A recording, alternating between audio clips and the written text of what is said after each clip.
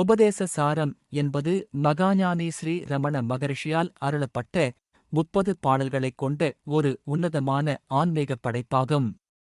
இது கர்மம், பக்தி, யோகம் மற்றும் ஞானம் ஆகிய 4 ஆன்மீக வழிகளையும் மிகத் துல்லியமாக விளக்குகிறது. இறுதியாக, நான் யார் என்ற சுயவிசாரணை மூலம் அகந்தையை அழித்து ஆன்ம விழிப்புணர்வை அடைய இது வழிகாட்டுகிறது. கர்த்துராஜ்ஞயா ப்ராப்யதே ஃபலம் கர்ம கிம் பரம் கர்ம தஜ்ஜடம் கிருதிமஹோ ததௌ பதன காரணம் ஃபலமசாஸ்வதம் கதி நிரோதகம் ஈஸ்வரார்ப்பிதம் நேச்சயா கிருதம் சித்தசோதகம் முக்தி சாதகம் காயவாங்மன காரியமுத்தமம் பூஜனம் ஜபச்சிந்தனம் க்ரமாத் ஜகத ஈஷதீ யுக்த சேவனம் அஷ்டமூர்த்திப்ருத் பூஜனம் உத்தமஸ்தவாதுச்சமந்ததः சித்தஜம் ஜப த்யானமுத்தமம் ஆஜ்யதாரயா ஸ்ரோதசா சமம் சரளசிந்தனம் விரலதः பரம் பேதபாவனாத்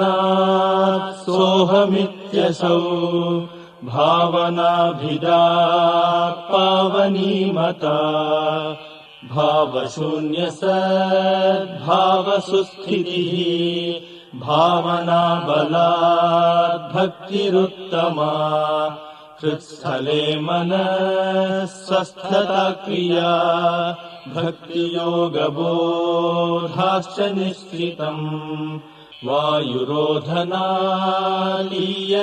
मनः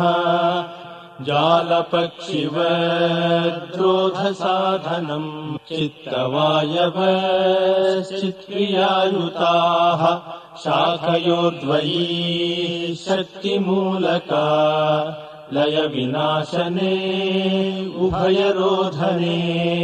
लयगतम् पुनर्भवति नोऽमृतम् प्राणबन्धनालीनमानसम् एकचिन्तनान्नाशमेत्यदः नष्टमानसोत्कृष्टयोगिनः कृत्यमस्ति किम् स्वस्थितिम् यतः दृश्यवारितम् चित्तमात्मनः चित्त्वदर्शनम् तत्त्वदर्शनम् मानसन्तु किम् मार्गणे कृते नैव मानसम् मार्ग आर्जवात् वृत्तयस्त्वहम् वृत्तिमाश्रिताः वृत्तयो मनो विद्यहम् मनः अहमयम् कुतो भवति चिन्वतः ऐपतत्यहम् निजविचारणम् अहमिनाशभाज्यहमहन्तया स्फुरति हृत्स्वयम् परमपूर्णसत् इदमहम् पदाभिख्यमन्वहम् अहमीनकेऽप्यलयसत्तया विग्रहेन्द्रिय प्राणधीतमः नाहमेकसत्तज्जडम् ह्यसत् सत्त्वभासिका चित्त्ववेतरा सत्तया हि चित्तया ह्यहम् ईशजीवयोर्वेषधीभिदा सत्स्वभावतोर्वस्तु केवलम् वेषहानतः स्वात्मदर्शनम् ईशदर्शनम् स्वात्मरूपतः आत्मसंस्थितिः स्वात्मदर्शनम्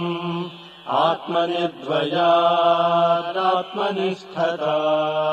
ज्ञानवर्जिता अज्ञानहीनचेत् ज्ञान अस्ति किम् ज्ञातुमन्तरम् किं स्वरूपमीत्यात्मदर्शने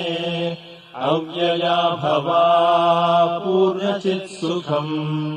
बन्धमुक्त्यतीतं परं सुखम् विन्दतीह जीवस्तु दैविकः अहमपेतकम् निजविभानकम् महदिदं तपो रमणवागियम्